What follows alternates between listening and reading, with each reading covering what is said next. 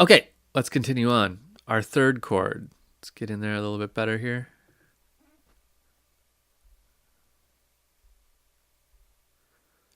All right, what do we have here? D, C, G. Oh, that's a tricky one because that does not make a third in any possible way. C, E, G would, but D doesn't make us anything. Let's hear it. So there's something a little fishy there. Like it sounds minor. It sounds maybe like there's a seventh in it. Okay, so let's just put our notes down here that we have. We have a D as our bass note, and then above it we have, a C, a G, an F, which we can easily call a passing tone if we want, then a C and a G, C and a G. So a lot of C and a lot of G. D, C, G, C, G, C, G, C, G. Okay, so if we had an E, we could easily call that a C chord.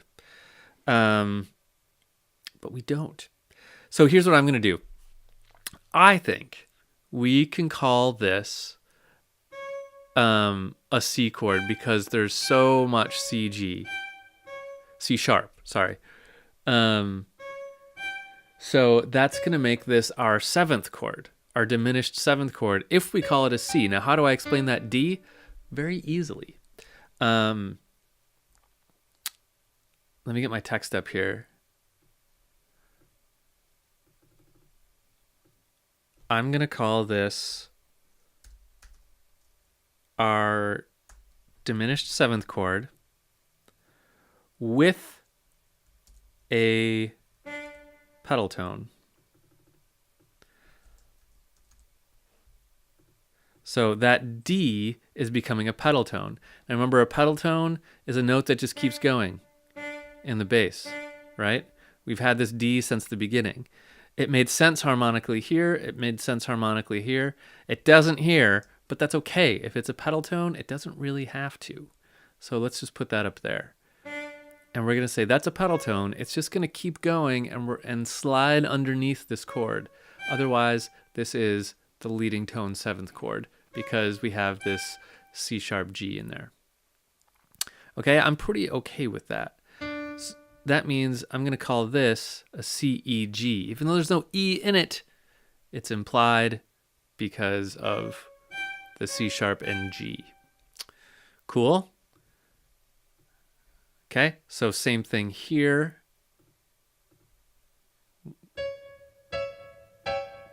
With our next chord, same notes. All right, let's move on. Here we have D again, so that pedal continues, but it might make sense this time. The rule is with a pedal tone, if it does make sense in the chord, you want to include it. If it doesn't make sense in the chord, you don't have to. You can there's a choice there. But right here, we see a leap of an octave. That's pretty strong indication that we might want to include that. So let's see what we've got here. We have D, D, F,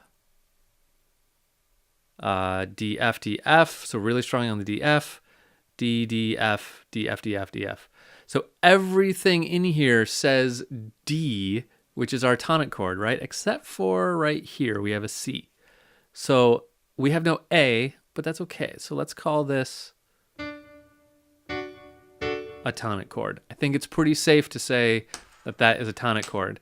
Now, what about this? This I think we can call a passing chord because, let me put this here while I've got the same tool out. Let's listen for that C. Let's listen to this measure and we'll go into the next measure. Listen for that note right there.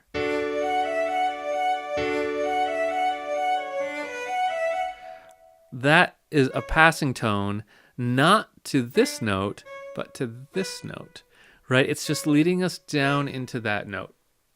So that's a bit of a sneaky one, but we're going to find that Bach is full of sneaky stuff. So let's call this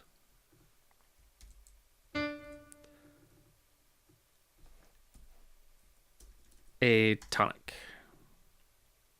And we're in root position because D is at the bottom. Cool. Was I labeling the in-between? No. Good. Okay, so what do we have here?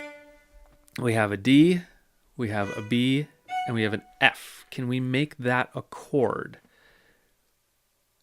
B, D, F makes a triad. B, D, F, like so. But let's show that D is on the bottom. D is on the bottom, is that what I said?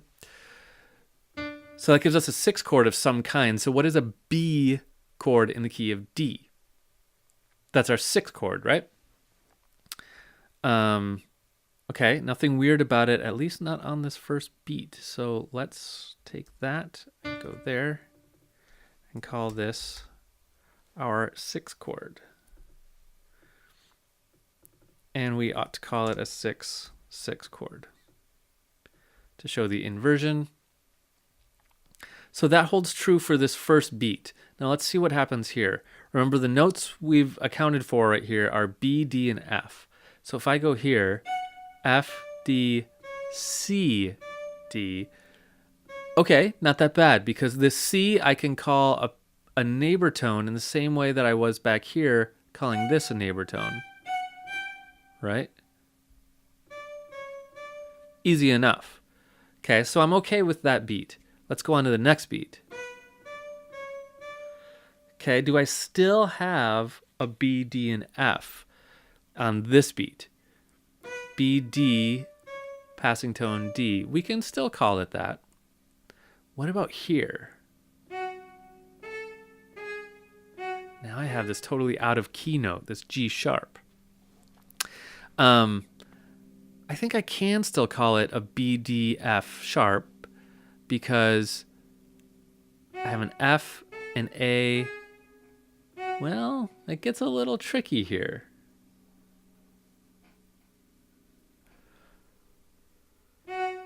I really have, my key notes here are F sharp, A, and F sharp. This we could call a passing tone if everything else made sense around it. What would F sharp and A make in the key of D? It would make a 1 chord. It would be some kind of 1/6 chord leading here. So let's do that. So let's say right here, we're still on this B, on the 6th chord, but here we're on some kind of 1/6. Okay, so that's still true there. Actually, let's put this here. But here, we're on a 1/6 with a big old passing tone in it, right? This G sharp, we're just passing through it. I don't so much care that it's out of key for the moment, but I do care that it's a passing tone. It's not in the chord. So let's see what we've got now. Now we've got that G sharp is back. Now that could tell us something, and this is something we haven't covered yet, so I'm not going to go into a lot of detail on it, but this will be coming up soon in a nearby class. But this G sharp tells me that we are changing keys. We are probably changing keys. So let's stay in the key of D for as long as we can, but sooner or later, it might be easier to switch to analyzing this in a different key. And I can tell you what key it looks like we're transitioning to. It would be the key of A, because usually when you see a single accidental popping up, like we do here, it's showing you the new leading tone is what you're looking at. So this tells me we might be heading towards A. Also, A would make great sense, right? Because it's the 5 of D. It would be an easy modulation to make to that key. Okay, so let's do a few more chords here. So let's see what we've got here. G sharp, E, and D. That D is kind of functioning like a passing tone.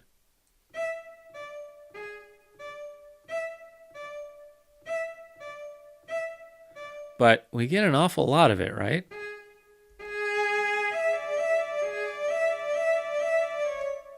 What could it be? We have a G sharp, and the G sharp, I think, is pretty clearly in the chord here. So we're in the key of D major. So G sharp and E, we could easily call that an E major. Let's see what that would look like. Oops.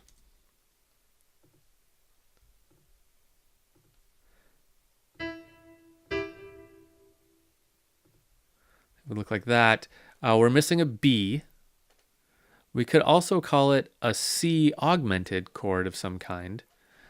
If C was the root. Let's see what E does for us here.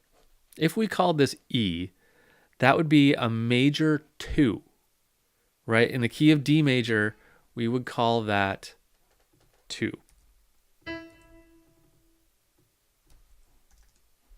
A major 2. So 2 is supposed to be minor, right? In this key, but it's now major because, Bach's a sneaky guy. Let's roll with that for just a minute. So that means we're going to call this D a passing tone. Okay, so hang on to that. So if that's our chord, we're missing a B, so let's put it in there. And then let's do the same chord here because it's the same pattern. Okay, now, what's happening here? C sharp, E, A, and then here's our G sharp again. Let's hear that. Okay, good, but let's hear both these two measures together. And what I want to listen for is, does this feel like tension and this feels like a release? And otherwise, does this feel like tonic?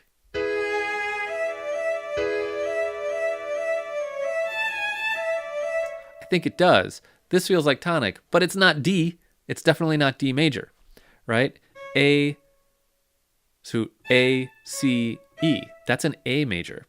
So I think we've modulated keys. So here's how we do that.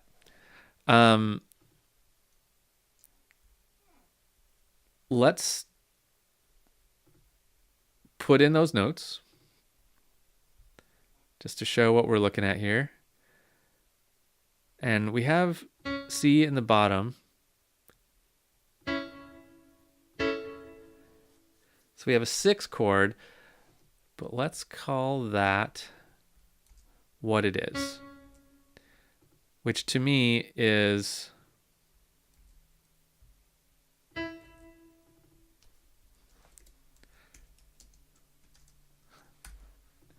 one 6 in A.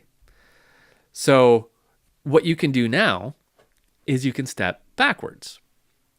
If this is 1, what is this? This is E major, right? So what is E major in the key of A? It's 5. So we can do this, actually. We can go back here and say 5. And with that D, this is a 5/7, actually, if we want to call it that. So check it out. This is how you notate a modulation. You say, in the key of whatever we were in, this is a major 2 chord. But you can also say underneath it, in the key we are going to, this is a 5/7 chord, and now we are in that key exclusively. This is called a pivot chord. We used it to pivot from one key to the next. Cool, right? We'll get a lot more into modulations later, but congratulations, this is our first modulation. So we're in A. Now this is Bach, so we might not stay in A for very long. We'll see what happens. Okay, so let's hear what we have so far. And think about this modulation as it happens. Just listen for it. Didn't take very long to get us there.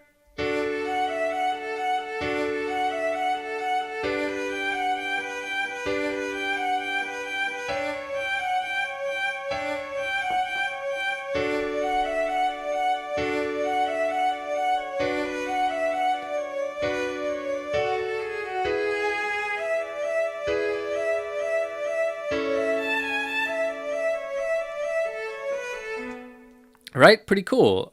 We just modulated right through there. Let me just add this chord here because it felt weird without it.